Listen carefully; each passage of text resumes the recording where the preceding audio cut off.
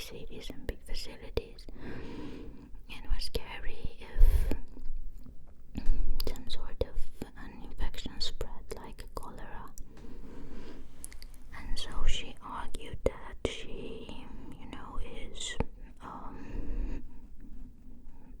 is hiding the girls, or either making the funeral ceremonies in hiding, because she was afraid of, panicking all the villagers and all the person living in the castle.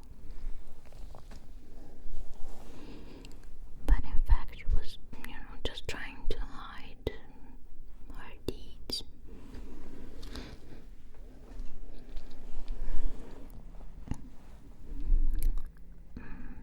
She used to stab the maids, or used to put needles underneath their fingernails. She used to burn them. Actually, any kind of torture that you might think of, she kind of did it to the girls. She usually did it when she was really stressed. Her husband died when she was quite young, around 40 years of life. And so in that area, having no husband was quite dangerous, because the other nobles were kind of like eagles trying to take away your possessions. If you were a woman, you weren't allowed to have possessions, to have like castles and domains and businesses. That was a field only for men. So you either got married again, or you would find a brother or a cousin, somebody that could protect you. But Elizabeth had nobody. Her parents died when she was young, and so she was all alone, and she was trying to manage the whole fortune and everything that remained after her husband died. And that was quite stressful for somebody like her. And she was like a little bit superstitious. Even though she was religious, she still kind of had advisors like witches or ladies of dubious origins, let's say like that. And so when there were events that stressed her a lot, like visits from somebody important, like, I don't know, imperial visitors, or other nobles coming, she was stressed, and the way she was releasing this stress was by either torturing or beating the maids.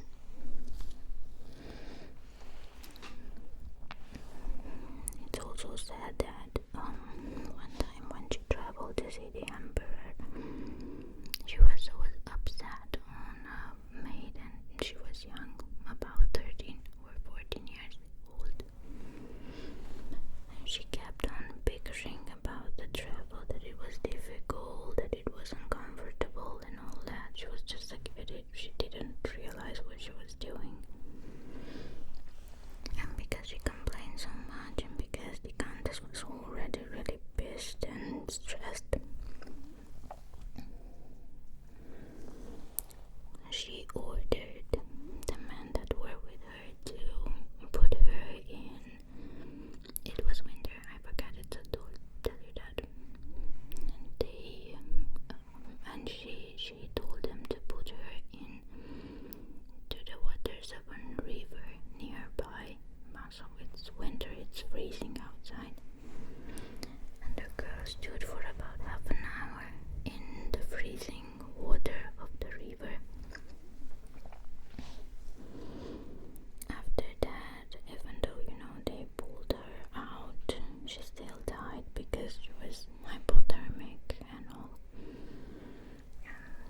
during the period that she was in the water, the Countess kept on,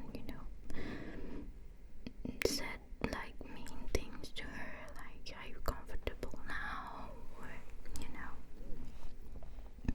she wasn't feeling any pity for her, even though she was just a kid.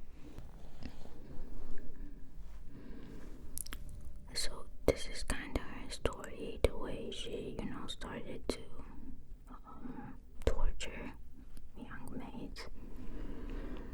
And, the things escalated and she kept on killing more, so much more that, her servant started to look for maids in faraway villages because there were none near her. The peasants started hearing, the rumors, it's gossip all over, and they are starting to hide their daughters so they won't be brought to her. They were afraid they would lose her. And money is starting to get short for the Countess since she has a great debt from the Emperor. He's not giving her back her money. Her husband is gone, and so she had an idea, I don't have young ladies around me anymore to torture. I don't have money. What if I made like a school of good manners for the noble girls? Now remember, she was from a very influential and powerful family. So she was like, like a star in that society, like somebody that you admire, that you would wanna be like an idol. So a lot of noble persons were enthusiastic of sending their girls to learn good manners, from the Countess. And so like that they could marry off their daughters with a good husband. You can brag with that, that they were in the school made for girls by the Countess. But the problem started to appear when girls of noble blood started to disappear or, die. And the family started to ask questions, and the Countess gave all sorts of, excuses. She said that one of the girls went on a killing spree and she murdered her colleagues, and then that she suicide. She committed suicide. So the noble families didn't bought that, of course, and they made a lot of plea to the emperor to investigate. And so the emperor thought it was convenient. He heard about the deaths of the peasant girls long before this had happened, but because now they were noble ladies, he couldn't let it go. He had to do something. Also, it was convenient to find her guilty since, if somebody was condemned, all the properties of the defendant were going directly to the emperor. And so he talks to the prosecutor, the grand prosecutor. It's called something like a palatine, I think. I don't know exactly the term in English, but it's something like that. He was like a, high judge slash minister slash prosecutor. He was also of noble family, and what's interesting is that he was a very good friend with her husband. Actually, her husband's death wish was that this guy would protect her after his death. Well, too bad. It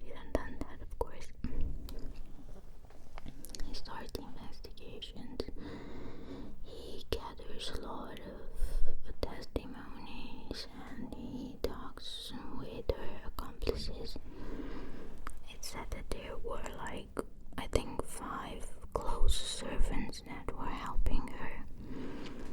It says that Dorothea was one of the worst one. Actually, she was the cruelest of them all, and actually that she learned the Countess to torture and to inflict lots and lots of pain. And they were captured as well, and they were tortured to find, to give their testimony. That was the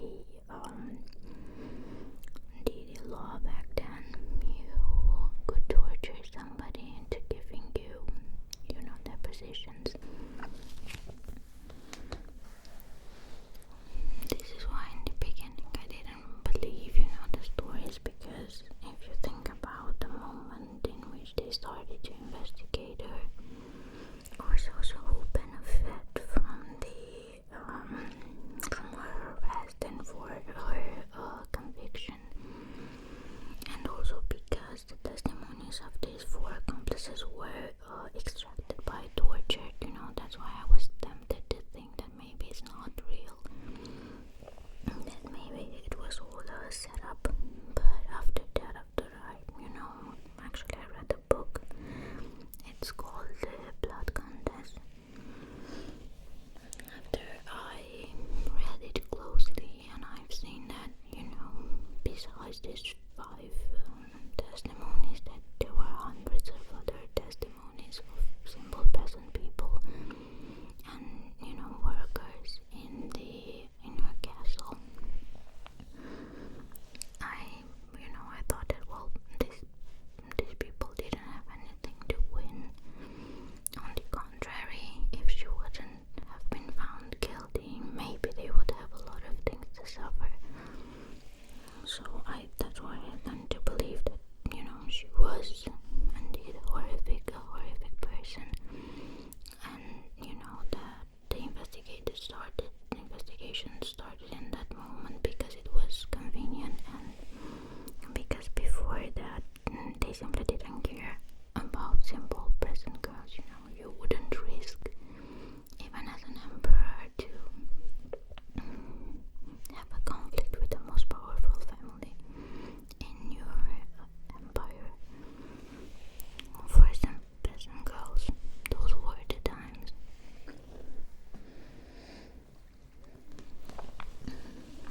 So they find her guilty, but because she was of noble blood, she didn't actually have a trial. She was directly convicted. She was directly found guilty. It says that this prosecutor even talked to her relatives, like some cousins and her sons-in-law, to ask permission for her arrest, kind of like, she did all of these things, and there are compelling evidence, and we are thinking about arresting her. Do you agree, or are you going to rebel?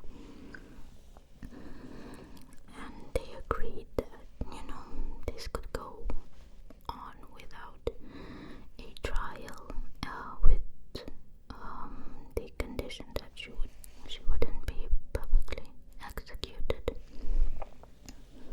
And she was kept in her own castle, in a room, not into a prison. So this was her story.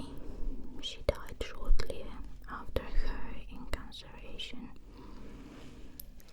But this story was after it happened, because she was an influential person of noble family. It kind of felt like all the story was hidden, like put under a rug. It was kind of like she never existed. Her whole story was like erased, and she was discovered. This trial and all this testimony was discovered years later. And since that,